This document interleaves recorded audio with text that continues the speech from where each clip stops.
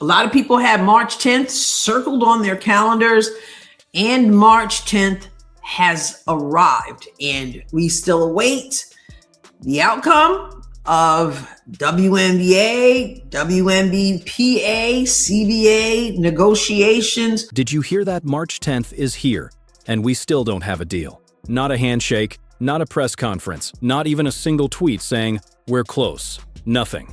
And you need to understand exactly what that means, because this is not just another labor dispute. This is the WNBA playing Russian roulette with the greatest moment in the history of women's basketball, and both sides are standing there with a finger on the trigger. Let's be crystal clear about what we're walking into. The WNBA itself set this March 10th deadline. Not a federal mediator, not a judge, not Congress. The league, the ownership side, looked at the calendar and said, if we don't have a term sheet done by this date, the 2026 season is in serious danger. And now here we are, on the actual deadline day, watching both sides still trading counterproposal after counterproposal in a negotiation that has been dragging on for over a year and a half, 18 months, to figure out how to split a pie that is bigger than it has ever been. That alone should tell you everything about the dysfunction happening behind closed doors. This is already super late when you consider you have two expansion teams, you have a draft, you have free agency. Well, then there's like pre-agency, so you can even get your mind together so that you can participate in free agency. You have that, you have training camp, you have preseason, you have the WNBA season supposedly tipping off on May 8th. That is the reality of where we are. May 8th is the scheduled tip-off for the 30th season of the WNBA, a landmark anniversary season with two brand new expansion teams making their debuts, including the Portland Fire. Free agency is frozen. Players can't plan, teams can't build, coaches can't prepare rosters, and we're sitting here on March 10th watching both sides finally agree to get in the same room. Today, like it took a 5-alarm fire to make that happen. And this is where everything falls apart. Because the numbers in this dispute are not complicated, they are damning. Here is what the players are asking for versus what the league is offering. And once you hear it, you will absolutely understand why this thing has been a powder keg for 18 months. The WNBPA is demanding approximately 25 to 30% of gross revenue. The WNBA is offering over 70% of net revenue. Those two numbers sound close. They are not. Gross revenue is your cut before the league's expenses come off the top. Net revenue means the league deducts everything first. Arena deals, operations, executive salaries, marketing, and then you divide what's left. In 2025, the average WNBA salary was $120,000. The league's absolute maximum salary, the so-called Supermax, was $249,244. Caitlin Clark made more than that in a single NIL partnership before she ever played a professional game. This is a $2.2 billion media rights league paying its stars $250,000 a year. That is not a misprint. A meeting between the WNBA and the WNBPA, including players, is scheduled for later today, multiple sources told me. On February 23rd, the league imposed a March 10th target date that, if passed, would subject the season to delays. Both sides have exchanged proposals in recent days, the details of which have not become public. A meeting later today. On deadline day, this is a $2.2 billion operation being run like a group project where nobody talked to each other until the night before it was due. And here's the kicker, fans already know the cost. They're the ones sitting on non-refundable plane tickets and hotel bookings, praying two sides of a billion-dollar industry can figure out a spreadsheet. Real people, real money, real stakes. And they have zero seat at this table. But here's the voice that does have a seat, and she used it. At Team USA basketball training camp ahead of the FIBA World Cup qualifiers, Caitlin Clark spoke up.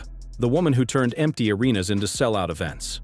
The player who put WNBA jerseys on people's backs who had never watched a game in their lives. She broke her near silence on the CBA and said what needed to be said. Caitlin Clark wants the WNBA and the Players Union to, quote, just get in the room and iron it out and shake hands, she said at USA basketball training camp.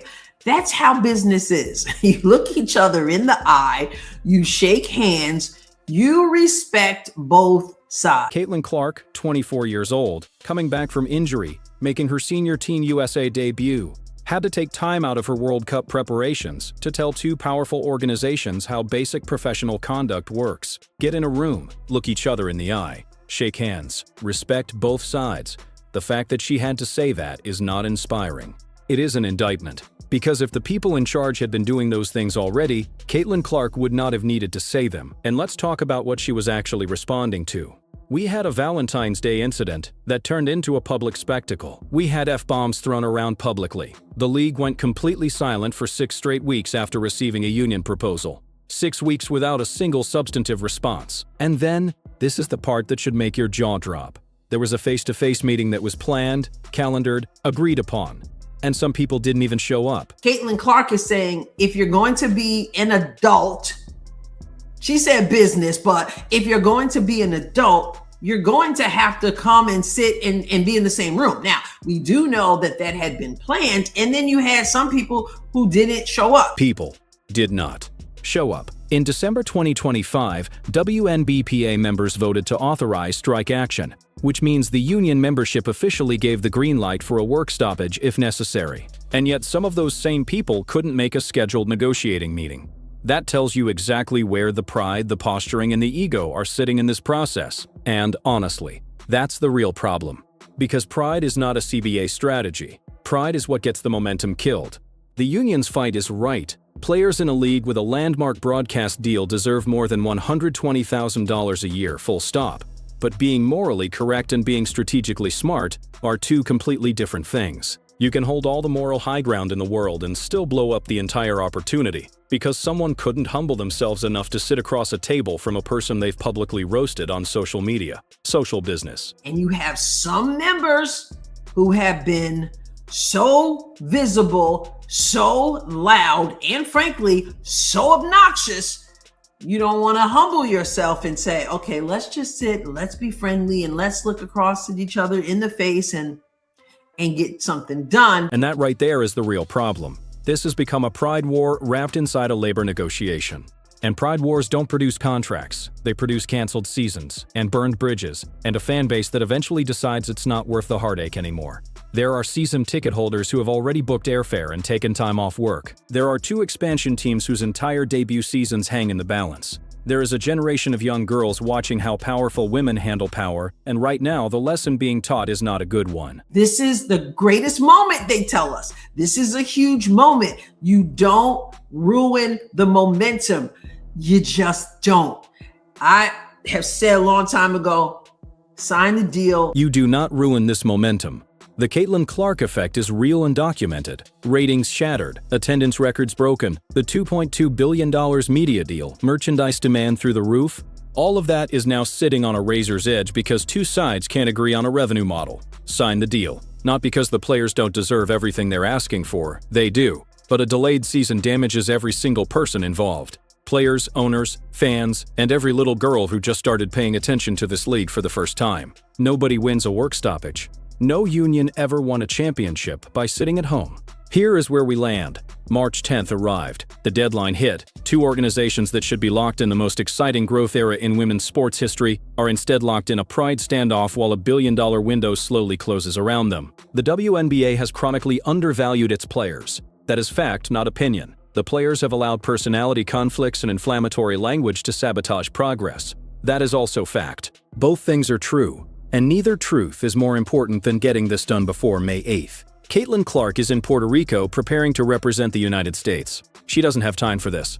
The fans don't have time for this. And the WNBA's cultural moment, this explosion of interest that took 30 years to build, does not have time for this. So here is your forced choice, and I need you to answer it right now in the comments. Who is more responsible for this disaster? The league ownership for offering a $5.75 million salary cap in a $2.2 billion revenue era? Or the Players Association for letting ego and inflammatory posturing turn a winnable fight into a potential season-ending standoff? Because this is not a neutral question. Pick a side. Drop it below. Because the WNBA you choose to defend today might be the one that's still standing, or completely silent come May 8th.